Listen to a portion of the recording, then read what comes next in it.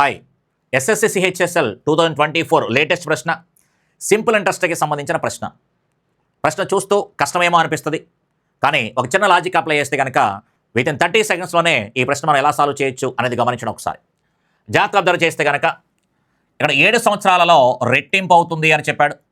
ఎన్ని సంవత్సరాలలో 4 రెట్లు అవుతుంది అన్నాడు. ఈ రెట్లు అనే పదాన్ని కనుక మనం ఉపయోగించగలిగితే ఖచ్చితంగా ఈ 15 to 30 సెకండ్స్ లోపే సమాధానం చేయొచ్చు. 2 రెట్లు అనగానే 2 రూపాయలు అని అర్థము.